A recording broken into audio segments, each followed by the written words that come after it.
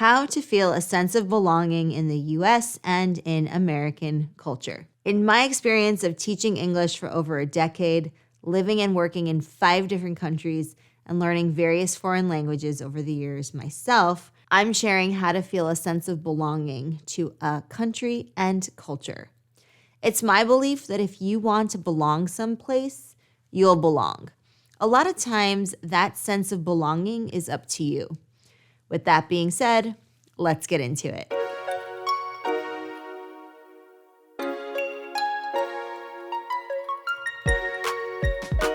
Some ways you can feel or begin to feel a greater sense of belonging in the U.S. and in American culture are the following. Number 1, engage with the language. Use the language in ways that mean something to you. If that means reading journal articles, blog articles, magazine articles, or books, do that. If that means listening to the top songs right now and staying up to date on the latest music, learning the lyrics and analyzing the songs, do that. If it means watching classic American movies or new releases and engaging with the language in that way, then do that. As you can see, there's no right answer for how you do this as long as you do it in a way that means something to you. 2, make friends. We all want to find our tribe. We all want to be in a community that we can learn from and a crew that we can count on. That being said, it can take time. That's okay though, because you can never really have too many friends. And the point is to find people that might be having the same life experiences as you at the time or going through a specific transition as you at the same time. When you make friends and interact with people, you start to feel a sense of community. And if you can get a group of people together, even better. Maybe start a WhatsApp chain with 3 or 4 people and meet for coffee every week, or have a book club meeting every week, or maybe you even do a movie night once a month and watch films together. Or perhaps you start a club and invite people to join. Or perhaps you start a running club and invite people to join. Keep in mind that the people you bring together don't have to be first language learners of English. They can be second language learners, third language learners. You get the idea. Having a mix of people is the way to go because you get a great blend of cultures and worldviews, which is what we want ultimately. Of course, English can be the language medium that you choose to interact in, and that's a great idea, especially if you're working on improving your English communication skills. Number 3, build a life. Building a life can help you establish some roots in a place, in a physical location. This is particularly true if you've just moved or are planning to move someplace. It's also true when you get a job in the U.S. and you're starting to establish your career. Or maybe you're well into your career trajectory, but you're in a new position. Building a life can help you integrate because many of us spend so much of the day working. If not for a company, then for ourselves. And for the entrepreneurs out there, this goes for you too. Maybe you're running your business in English, or you're interacting with people from the U.S.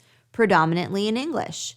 Setting up roots someplace, even in a virtual way, can help ground you in community. And that's very important.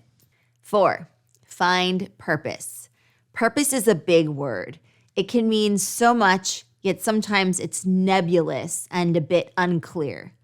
Your goal is to establish your purpose. That comes from finding meaning from something that's important to you. If you can do this in English and in an English-speaking setting, then it might help you integrate that much better in American society. So you might find purpose in your family or your job or a hobby or a side hustle. You might even find purpose in mundane tasks, those daily actions that make up a huge portion of our lives.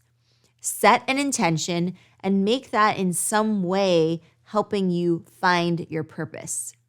5, activate your identity.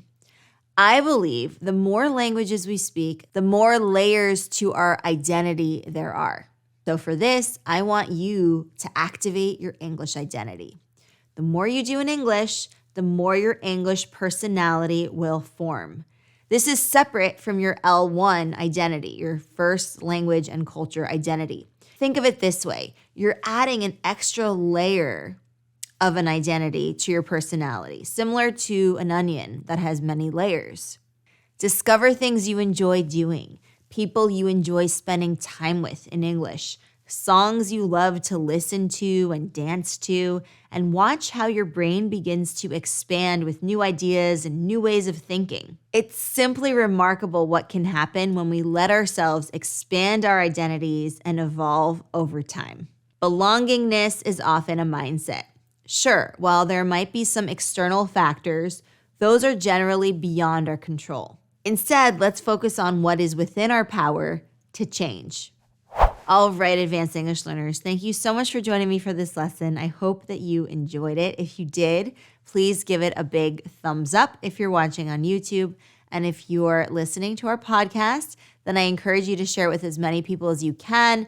Leave us a comment or a question in the Q&A. And definitely leave a review if you are enjoying the podcast, which I hope you are, because that really helps us out. It helps us get the podcast in front of even more people who need it and want it. And that is ultimately our goal, to reach as many people as we can. And be sure to tune in to our native English speaker conversations as well. I also send out a listening comprehension worksheet. Usually they're a couple of pages long, so definitely have a look at that. I think it will help you with your focused listening and help you tease out the important parts of the conversation, which is a wonderful skill to be able to cultivate. So I encourage you to subscribe to the free newsletter. You can just join our mailing list by scrolling all the way to the bottom of our advancedenglish.co website, and you will find a nice way of signing in there, and it's 100% free, and you will get our newsletters every week, including those listening comprehension worksheets and any other worksheet I decide to make for you. And I also encourage you, if you are looking to improve your English communication skills and social skills, level up even more, then I encourage you to go to explearning.co. We also have a YouTube channel and a podcast. So Explearning, EXP Learning. So I hope you join me at Explearning also. All right. Thank you so much for joining me. I will see you in the next one, where we're going to continue advancing your English together.